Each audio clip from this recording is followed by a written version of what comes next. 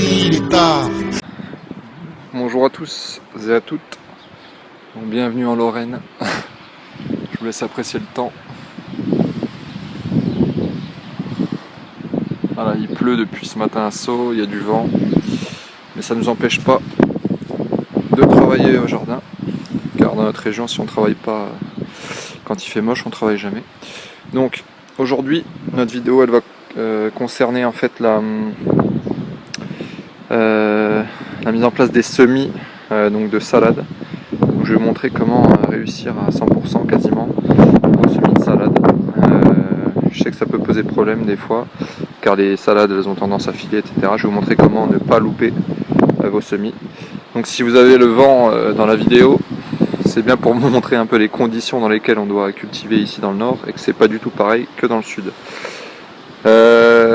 Voilà, une grande partie de la technique que je vais utiliser, elle est inspirée de Gilbert, en fait, d'une technique de Gilbert des Fraternités Ouvrières. Donc je vous renverrai sur sa vidéo dans la description en bas. Donc voilà. Première étape, ce que je fais toujours, c'est, vous voyez, j'ai de la terre de taupe, comme je l'appelle. Donc j'ai des taupes qui font le boulot à ma place, ils me donnent de la belle terre. Donc voilà, c'est ce genre de terre que je vais récupérer. Et je vous dirai, donc je vais la récupérer, je vais la mettre dans un seau. Et je vais vous dire pourquoi je la récupère en fait. Allez, à tout de suite. On se retrouve, donc on est dans la serre, on s'est mis au chaud. Et à l'abri du vent surtout. On a réservé la terre. Donc voici ma terre de taupe. Voilà. Donc j'en ai... allez. Je sais pas, je vais dire 15 litres. Environ 15 litres. Vous voyez que dans ma terre de taupe, on peut retrouver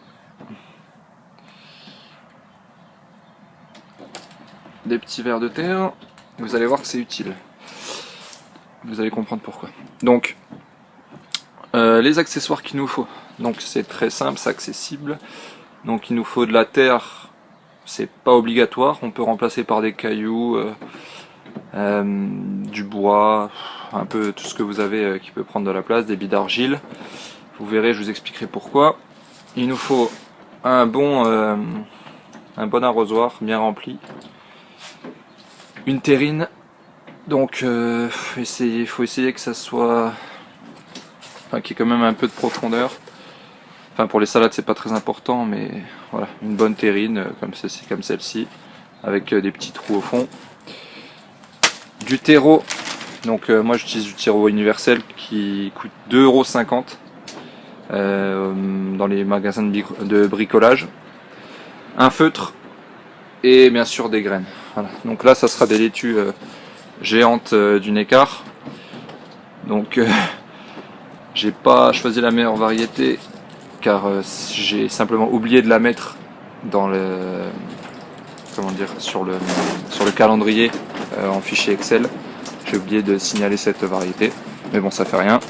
C'est à peu près pareil que de la laitue reine de mai, hein, ça se sème au même moment. Donc voilà. Et puis voilà, c'est tout.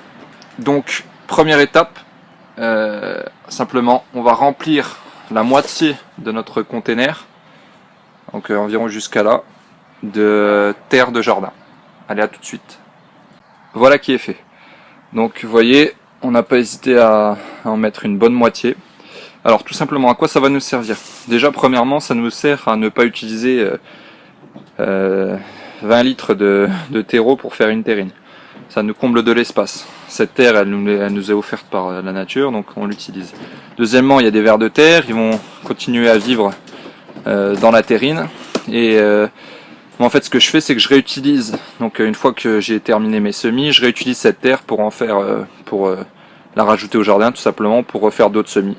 Et donc comme ça, je réutilise à chaque fois et c'est pas perdu.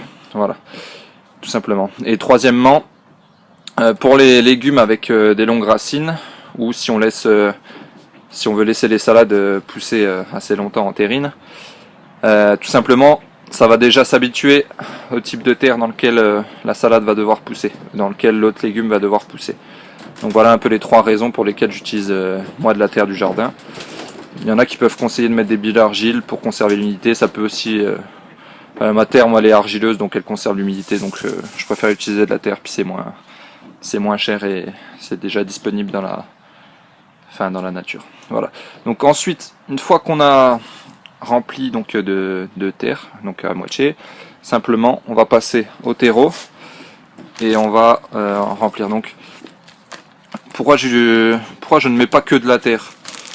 Simplement car j'essaie d'avoir le milieu le plus sain, au moins en surface, pour que mes graines ne soient pas trop, soient, comment dire, dans les meilleures conditions pour pousser.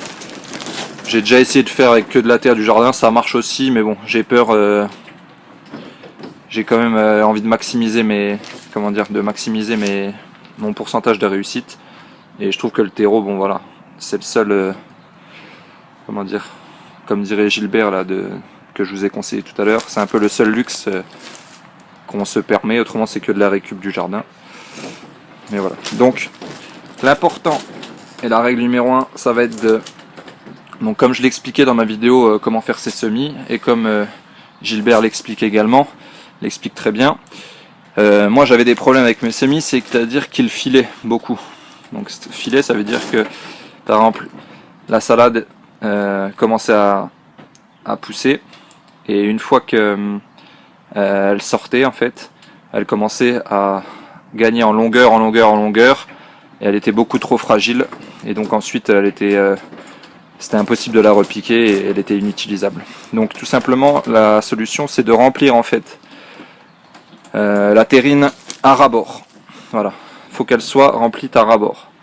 Enfin remplie, pardon, à ras-bord. De ce fait, quand la radicelle elle va sortir, elle sera directement en contact avec la lumière et elle va pas filer. De plus, pour les salades, dès que l'on voit apparaître les premières feuilles, il faut sortir, donc mettre la terrine dehors, voilà, ou dans une serre très bien éclairée. Ça va empêcher tout simplement, ça va donner beaucoup plus de lumière à la terrine et aux salades, et donc ça va empêcher les salades de filer. Et puis les salades, généralement, ça résiste bien au climat, surtout les variétés que j'ai choisies. Donc voilà.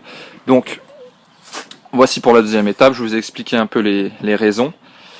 Et on se retrouve tout de suite pour l'arrosage. A tout de suite. Alors, ceux qui ont déjà regardé la vidéo sur tutoriel comment faire ses semis, ils savent pourquoi j'arrose. Et les autres, ils doivent se dire, bon, il est complètement con, il arrose alors qu'il n'y a pas de graines. Alors la raison, elle est simple. On va arroser en fait la terrine, donc comme ceci. Et en fait, le terreau va pouvoir absorber environ de 5 à 7 fois 5 à 7 fois sa capacité en eau. Donc voilà, faut vraiment pas hésiter. Vous voyez, c'est vraiment gorgé d'eau. Hein. Donc là, on va laisser bien que le terreau absorbe, et je vais vous expliquer pourquoi on fait ça. Donc tout simplement, on va arroser très fortement le terreau pour que celui-ci se gorge d'eau. Et en fait, quand on va planter les graines, le terreau sera en autonomie. Et donc il aura toute son eau pour le développement des salades. Jusqu'à... moi, franchement, j'arrose jamais. Je réarrose jamais au-dessus, et ça peut rester des mois et des mois. Surtout dans les périodes où il fait pas très chaud. Voilà. Faut juste éviter de foutre la terrine en pleine... dans les périodes de gel dehors, quoi. Donc là, ça va se gorger d'eau. Vous voyez, le substrat il est vraiment très humide. Mais ça nous convient, c'est parfait. Voilà. Donc ensuite, ce qu'on peut faire, c'est donc laisser un peu de temps à la terre de bien se gorger et réarroser. Là, ça va nous suffire. On va rajouter un tout petit peu de terreau dessus. Voilà. On rajoute un tout petit peu de terreau et on va arroser une petite fois. Voilà. Voilà, ça suffit. Donc je vous conseille d'aller voir en complément ma vidéo tutoriel comment faire ses semis. Également donc la vidéo dont elle est issue, c'est-à-dire faire ses semis des fraternités ouvrières. Ils vous expliqueront exactement pourquoi on fait ça. Mais franchement, c'est une technique qui marche quasiment à 100%. Donc voilà, une fois que la terre est bien gorgée d'eau, on va pouvoir planter les graines. A tout de suite. Voilà, le terreau a bien absorbé l'eau. Donc vous voyez, il est bien gorgé. Maintenant on va pouvoir passer au semis. Donc je répète, la laitue, géante de Neckar. On est le 23 février. Donc j'ai pris mon feutre, je l'ai noté sur la terrine. Et donc pour établir un suivi de ce semis, pour bien montrer que ça marche et que c'est pas une technique que je sors comme ça juste pour faire le gars. Donc ensuite vous allez semer, bon, ça sert à rien de semer trop dense. Hop, voilà. Donc vous mettez un peu, là vous voyez c'est un petit peu trop dense. Bon après il faut avoir le coup de main, quoi. Voilà. Voilà. Les graines sont semées. Ce qu'on peut faire c'est simplement venir un peu gratter avec la main pour essayer de, voilà, qu'il y en ait un petit peu partout. Et donc voilà, donc ça sert à rien d'en semer plus, voilà, on peut même en semer un petit peu moins, voilà, c'est un petit peu dense mais bon ça fait rien. Une fois qu'on a semé, maintenant on va rajouter une petite couche de terreau sec par dessus et on va tapoter. A tout de suite. Voilà, on rajoute une fine couche de terreau afin, je le rappelle, que le terreau atteigne le haut, donc bien le ras de la terrine. Désolé, je filmais à l'ouest, je regardais pas la caméra. Donc voilà.